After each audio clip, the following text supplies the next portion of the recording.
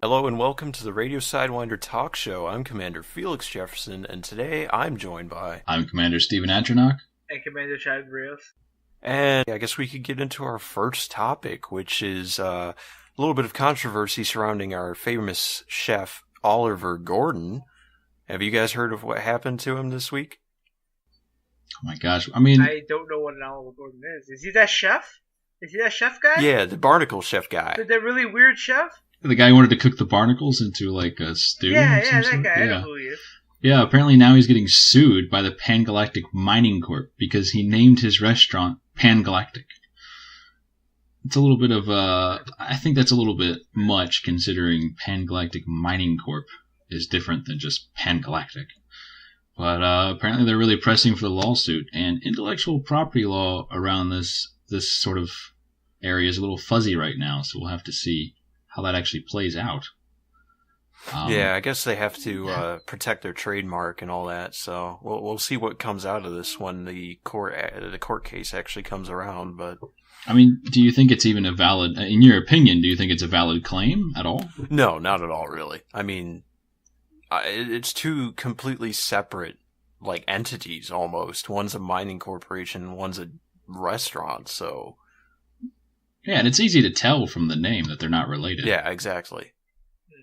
Though I can understand why I wouldn't really want to be associated at all with Oliver Gordon and his wanting to cook barnacles from the from the planets. I don't think they'd want to be associated with that. It's a pretty extreme thing to do.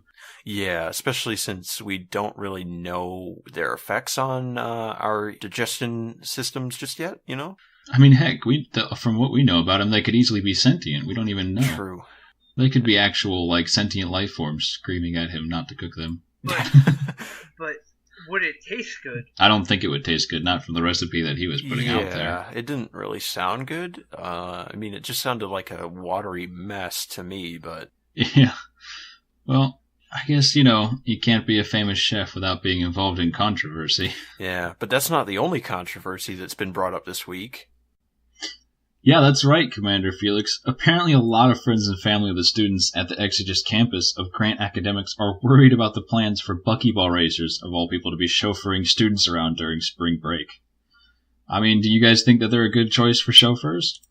That sounds great. That sounds like a great decision to me. Yeah, as a buckyball participant myself, I know we do take a lot of risks, but I mean, now that we would have passengers, we would have some sort of safety element in our trips. We aren't just going to be running at the same speed that we would be doing a buckyball race. And it's not exactly like it's just out of nowhere with this. I mean, Grant Academics has cleared the buckyball pilots to be taking these students around. It's not like as if they were just like willy-nilly throwing them places.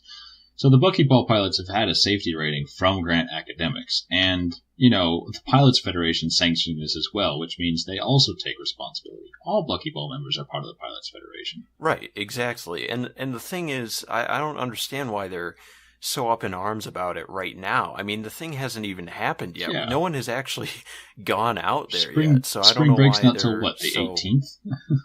Yeah, it's not until next week, so I don't know why they're getting so riled up about it right now. Well, I'll tell you what, though. If I were a student at Grant Academics and I was being chauffeured around by a buckyball pilot, I'd want them to go as fast as they could, because I think it would be a lot of fun. Yeah, I mean, getting some famous, sometimes, like Commander Alot, for instance, who won numerous buckyball events last buckyball. I mean, who wouldn't want to get chauffeured by Commander Alot? Oh, yeah. I mean, it's entertainment and it's practical. It's just great. I was going to say, as long as they're not, flying into the sun or something like that, it's not really dangerous. They know what they're doing. I'll say, well, speaking of racing, the elite racers actually had their first canyon race today. Yeah, I like seeing racing getting that competitive, you know what I'm saying? Oh, yeah, absolutely. But I think there's a bit of an issue. It's not super competitive as most of it's Mark IIIs, isn't it? Yeah, I actually just traded mine in for a Mark IV. And well, that's probably not the best for racing, is it? Well, the Mark IV has a air conditioner. Well, I mean, despite the cooler, it's not really a competitive racing ship, the Mark III is currently the fastest production ship a commander can own. So I think if you're really serious about the racing, then you should go with the Mark III. But if you just want to fool around and have a cold butthole, you should go with the Mark IV. Well, I mean, it's all about having fun. Like, I know I saw one commander with a Corvette representing the Federation's finest privately owned ship. I don't think he was in the time trials, though, was he? No, I wasn't. But I'm sure he had a lot of fun. He was there. A lot of fun running around in the canyons. Yes. It looks like they chose the planet in the HIP 18187 system, planet 3C, I think, which apparently has some really good canyons. Even one in a circle, well, not a circle, but one that creates a closed circuit, which is pretty cool. Well, I'm really looking forward to see what comes out of this racing. In other news, Blueford Orbital is almost finished in LHS 3447. Oh, that's pretty cool for them. But I mean, I said it last week, and I'm going to say it again. They really don't need another station in LHS 3447. I mean, Ackerman Market doesn't even have a market anymore because there's just too many stations inflating the economy in that system. Yeah, but I still think it's a neat initiative to bring all these commanders together and start constructing a new station regardless of, their allegiance to any power or anything, and just working together to improve a system. Although I do agree, I don't know why they chose LHS 3447. There are plenty of other systems out there that could use many more stations. Oh yeah, especially some of the systems. I mean, LHS 3447 does suffer from the fact that all the stations are super far from, the place you jump in the station. I mean, you have to travel for a little while before you get to a station. So if they were going to build it closer, that would be nice. I'd be okay with that, but I don't think they're going to. I don't exactly know where it is in the system. So once it's finished completion, maybe we can take a look at that and see if it was worth it. And now for a quick commercial break.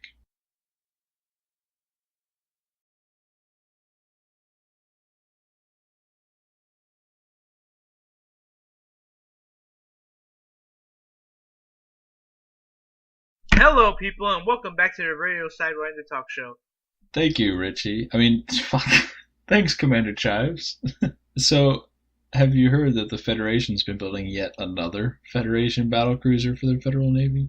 Of course, the more the merrier, Stephen. Well, the thing that worries me about this is they're having a corporation build it. So, I mean, are they selling out to the corporations? Are they, trying to get capitalism infesting the universe?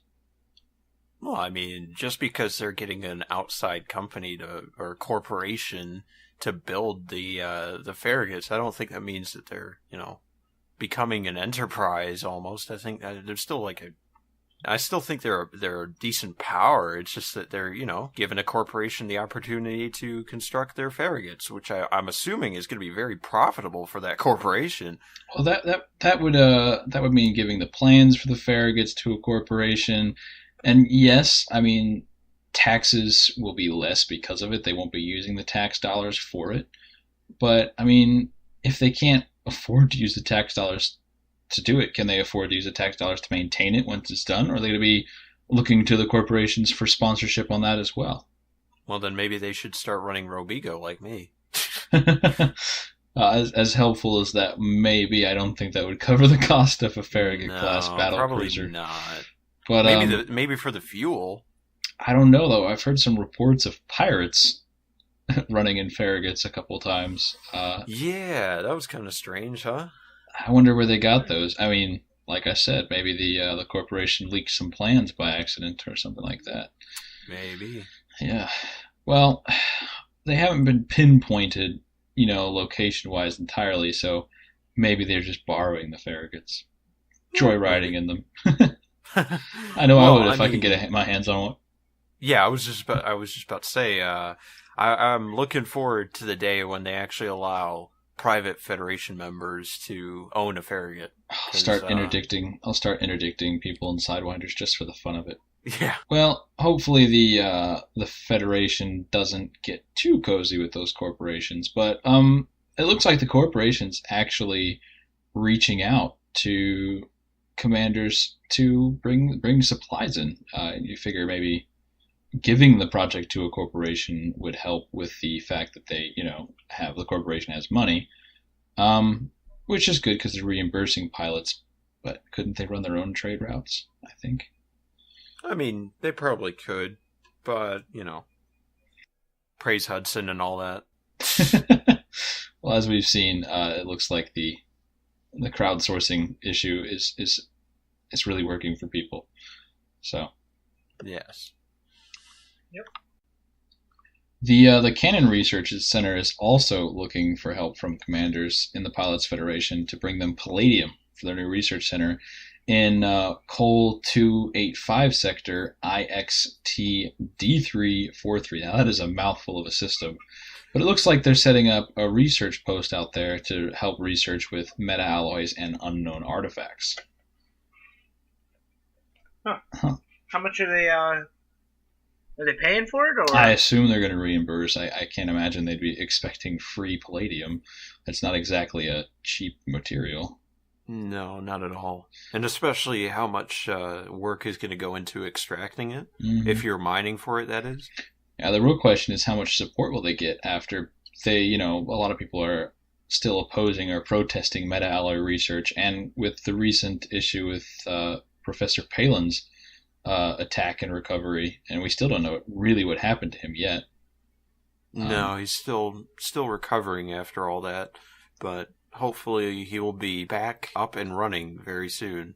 Yeah, I'd be interested to hear what he has to say about what happened to him. So, I mean, he was, I don't know what he went through at the hands of the Blue Hand Gang, and what sort of trauma he went through before that. But the doctors are saying that he's shown a remarkable resilience, and that they're sure he'll make a full recovery. Oh. It's interesting we haven't heard anything about the ex-Federation president that was found. Yeah, I was just thinking about that this week. We have all this news about Palin, but nothing about Halsey yet. I wonder if Zachary Hudson's been beefing up his armada there in preparation for some sort of civil war that may or may not be happening. I worry about that. Yeah, that's very true. Halsey technically should still be in power, except for when they went missing last year, and the Federation replaced Halsey with Hudson. So yeah, especially since Felicia Winters was the vice president before Hudson was in charge. She technically should have been next in line. Exactly. So I'm curious to know how that will affect the change. Hudson might no longer be the one true president of the Federation. I doubt. In some commanders' eyes. Well, I mean, yeah, I doubt he'll let go of power so easily, though. He's already changed his fleet that he's running around with, his protection fleet, into having 2 Farragut's to go with him every time he goes somewhere, as well as the fact that he's commissioning yet another Farragut to be built. Yeah, so, and I mean, no one is going to be running around in Farraguts unless they're really paranoid, or they're expecting someone to come after them. Yeah, that's a big difference from his old, his old Narwhal. Yeah, his Narwhal that he was flying around in previously. So, one Narwhal changed into 2 Farraguts. That seems like paranoia to me. But speaking of some issues in the galaxy, Lave Radio finally completed their campaign to create a new transmitter for their station, which we applaud them on. Yeah, I mean, they needed that weird material blood crystals for that, and they seem to have gotten it all. But I still think it's funny they mention even in their posting originally, they mentioned that they would make sure that their employees didn't take parts from the new transmitter like they did before. Yeah. Oh man, I don't think. Well, I stand by my original feeling on Radio Lave that they needed blood crystals for something much more nefarious than what they actually needed. It's certainly a nefarious name. It is Radio Lave. I meant blood crystals, but. And if you rearrange the letters in Lave, it makes Eval. Val, which is super evil. Eval, yeah. The radio.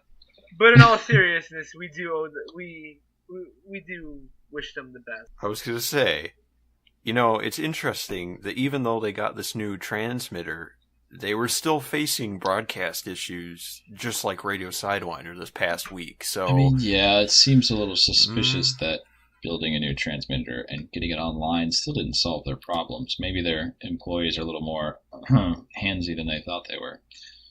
But hopefully they're able to keep up with the maintenance and upkeep needed to keep it running.